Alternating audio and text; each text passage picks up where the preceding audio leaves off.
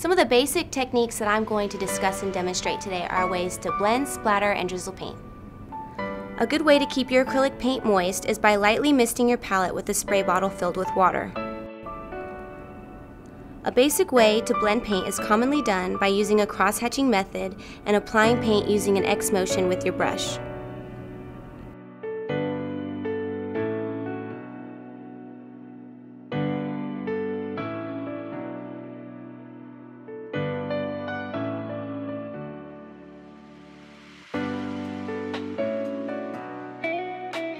Working with diluted paint is a great way to help move paint smoothly across the canvas for a more transparent layer.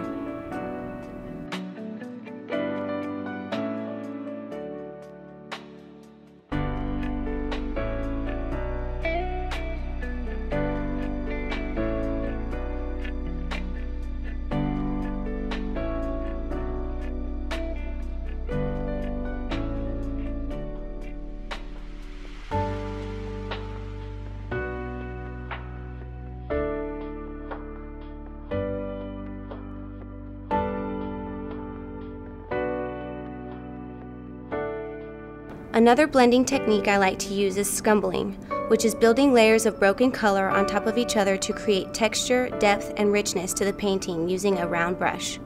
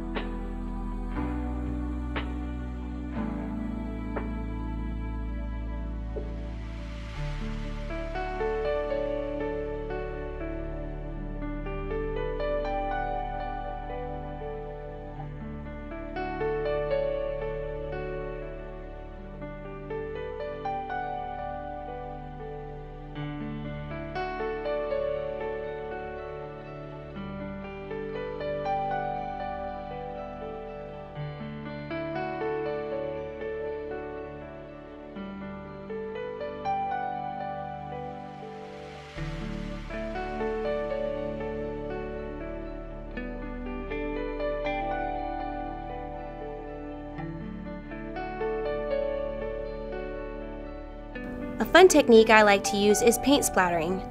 This can easily be done by dipping a fan brush in diluted paint, blotting the tip of the brush afterwards, and then tapping the brush lightly over your finger above the desired area.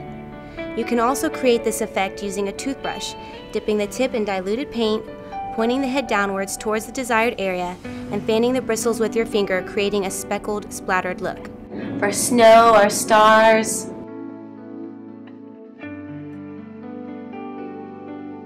You want to make sure that you do a very light tap. And you don't want to have too much paint on your brush.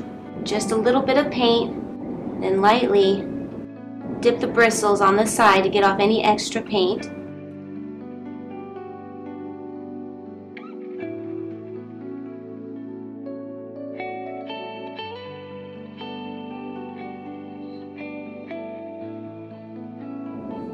And there you have it. That's splattering. The last technique I'm going to discuss is one of my favorites, drizzling. I have some pre-mixed Sherwin-Williams paint, and I'm going to use my palette knife and take the lighter shade of paint. I have two shades, a dark brown and a lighter brown. I'm going to take the lighter brown and do a slight drizzle.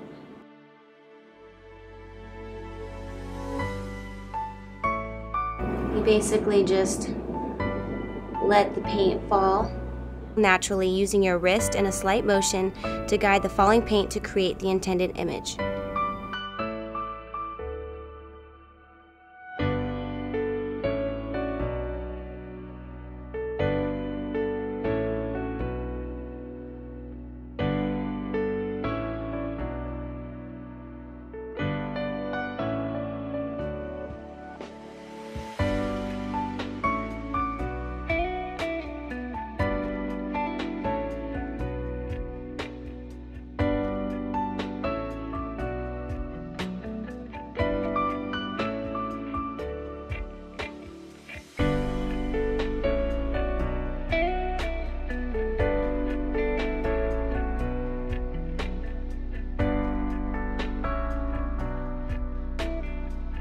If you don't want to use your palette knife, you can also use a small spoon or some popsicle sticks.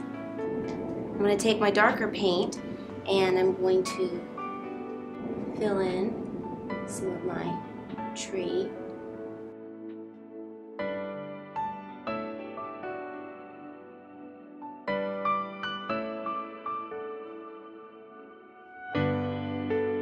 I'm going to create some trees in the distance, some skinny trees.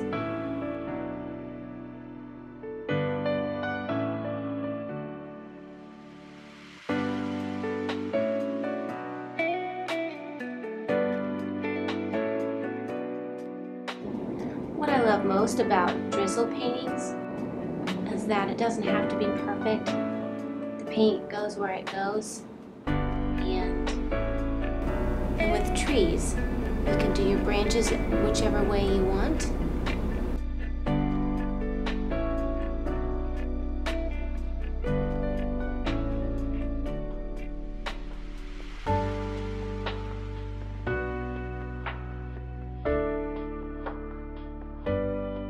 Go back to the lighter shade.